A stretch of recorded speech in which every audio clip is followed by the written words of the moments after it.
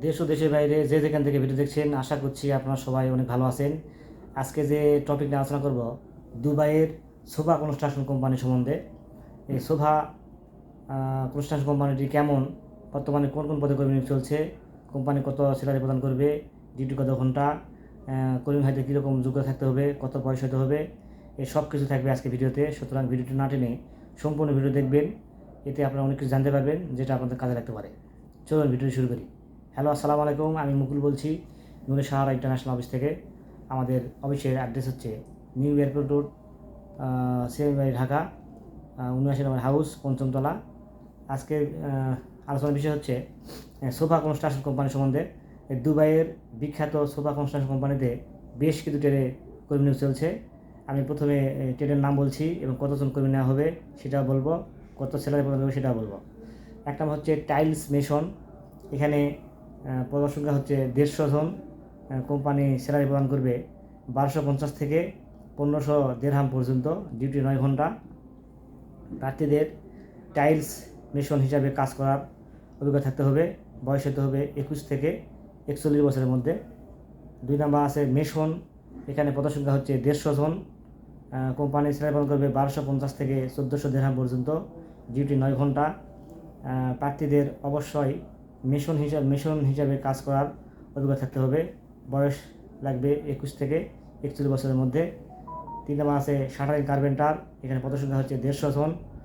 Company salary প্রদান করবে 1150 থেকে 1250 দিরহাম পর্যন্ত, ডিউটি 9 ঘন্টা। প্রার্থীদের অবশ্যই শাটারিং কার্পেন্টার কাজ করার অভিজ্ঞতা থাকতে হবে, বয়স চলবে 21 থেকে 41 বছরের মধ্যে। এরপর আছে স্টিল ফিক্সার। এখানে পদের সংখ্যা হচ্ছে 150 জন। কোম্পানি স্যালারি প্রদান করবে 1150 থেকে 1250 দিরহাম পর্যন্ত, ডিউটি 9 ঘন্টা। প্রার্থীদের অবশ্যই স্টিল ফিক্সার কাজের উপরে অভিজ্ঞতা থাকতে হবে, বয়স চলবে 21 থেকে 41 বছরের মধ্যে। এরপর আছে প্লাম্বার। পদের সংখ্যা হচ্ছে 150 জন। কোম্পানি স্যালারি প্রদান করবে কোম্পানি স্যালারি প্রদান করবে 1150 থেকে 1400 দিরহাম পর্যন্ত। প্রার্থীদের বয়স লাগবে 21 থেকে 40 বছরের মধ্যে। এরপর আছে ড্রাগম্যান। এখানে পদের সংখ্যা হচ্ছে 150 জন। কোম্পানি স্যালারি প্রদান করবে 1150 থেকে 1400 দিরহাম পর্যন্ত, ডিউটি 9 ঘন্টা। এখানেও যাত্রীদের বয়স হতে হবে 21 থেকে 41 বছরের মধ্যে। এরপর আছে ইনসুলেটর। এখানে পদের সংখ্যা হচ্ছে 150 জন। কোম্পানি স্যালারি প্রদান করবে 1150 থেকে 1400 দিরহাম পর্যন্ত, ডিউটি 9 ঘন্টা। প্রার্থীদের অবশ্যই ইনসুলেটর কাজের উপরে অভিজ্ঞতা থাকতে হবে, বয়স চলবে 21 থেকে 41 বছরের মধ্যে। এরপর আছে ইলেকট্রিশিয়ান। এখানে পদের সংখ্যা হচ্ছে 150 জন। কোম্পানি স্যালারি প্রদান করবে 1150 থেকে 1400 দিরহাম পর্যন্ত, ডিউটি 9 ঘন্টা। প্রার্থীদের বয়স হতে হবে 21 থেকে 41 বছরের মধ্যে।